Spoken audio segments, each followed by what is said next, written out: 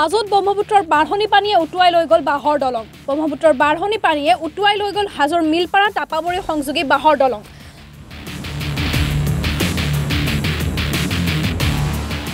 হাজোৰ মিলপাৰাত কালাজান নদী আৰু ব্ৰহ্মপুত্ৰৰ খুঁটিৰ ওপৰত নিৰ্মাণ কৰা মিলপাৰা টাপাবৰী সংযোগী বাঁহৰ দলং বাঢ়নি পানীয়ে উটুৱাই নিয়ে।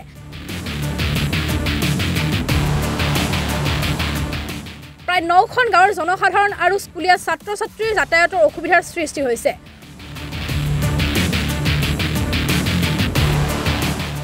চৰ অঞ্চলৰ বানপীড়িত ৰাইজক যাতায়াতৰ ক্ষেত্ৰত চৰকাৰীভাৱে সহায় কৰাৰ বাবে কামৰূপ জিলা প্ৰশাসনক অনুৰোধ জনাইছে স্থানীয় ৰাইজে।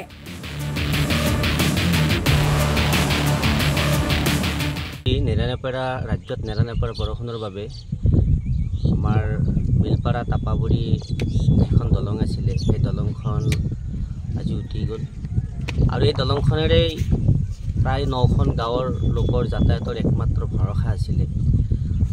আৰু এই বাঁহৰ দলং হ'লেও আমাৰ বাবে পকী দলঙৰ সমতুল্য আছিলে। গতিকে এই দলংখন নদীয়ে যেতিয়া উটুৱাই নিছে, আমাৰ এই অঞ্চলৰ ৰাইজৰ যাতায়াতৰ ক্ষেত্ৰত সাংঘাতিকভাৱে অসুবিধাৰ সৃষ্টি হ'ব। তাতকৈ আটাইতকৈ বিশেষভাৱে সৃষ্টি হ'ব ছাত্ৰ ছাত্ৰীৰ ক্ষেত্ৰত।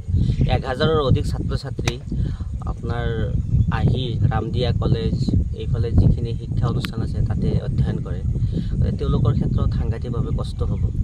গতিকে অসম চৰকাৰে যিহেতু ইয়াত এটা পকী দলঙৰ ইতিমধ্যে চেংচন দিছে, মিলপাৰা টাপাবৰী পাৰঘাটৰ যি কলাজল নদীৰ ওপৰত দলংখন আমি দেখিবলৈ পাইছোঁ যিগৰাকী ঠিকাদাৰে লেহেম গতিত কাম আৰম্ভ কৰিছে।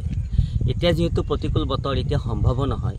পানী শুকোৱাৰ পিছত যি ধৰণে বৰ্ণি বৰচলি দলংখন 1 বছৰতো সম্পূৰ্ণ কৰিছিলে, ঠিক তেনেকুৱা ধৰণৰ কৰি যদি 1 বছৰত এই পকী দলংখন নিৰ্মাণ কৰি দি বৃহত্তৰ ৰাইজ ইয়াত দকনীয়া, টাপাবৰী, শৈলমাৰী, নপাৰা পাম ইত্যাদি কৰি প্ৰায় 50,000 মানুহৰ জনবসতি, ইয়াত 20,000ৰ অধিক মানুহ দৈনিক পাৰাপাৰ হ'ব লগা হৈছে। গতিকে এইখন দলং অত্যন্ত জনসাধাৰণৰ কাৰণে জৰুৰী। গতিকে অসম চৰকাৰৰ মাননীয় মুখ্যমন্ত্ৰী মহোদয়ক অনুৰোধ জনাম, প্ৰতিকূল বতৰ শেষ হোৱাৰ পিছতে, বাৰিষাৰ শেষ হোৱাৰ পিছতে যিখন পকী দলং, এই পকী দলংখন যাতে অতি সোনকালে নিৰ্মাণ কৰাৰ ব্যৱস্থা। দৈনিক কিমান মানুহ যাতায়াত কৰে ইয়াত? আপুনি যদি লক্ষ্য কৰে, য'ত 1000গৰাকী ছাত্ৰ ছাত্ৰী পাৰ হয়, তাতে 10,000ৰ অধিক মানুহ ইয়াত মানে চলাচল কৰে। আৰু এতিয়া যিহেতু নাৱৰ ব্যৱস্থা হ'ব, নাৱৰ ব্যৱস্থা হোৱাৰ লগে লগে মানুহৰ জীৱনৰ প্ৰতি ভাবুকি আহিব। আৰু আপুনি যদি চাই ব্ৰহ্মপুত্ৰৰ যি হাৰে পানী বাঢ়িছে, এতিয়া বিপদৰ সময়। গতিকে আমি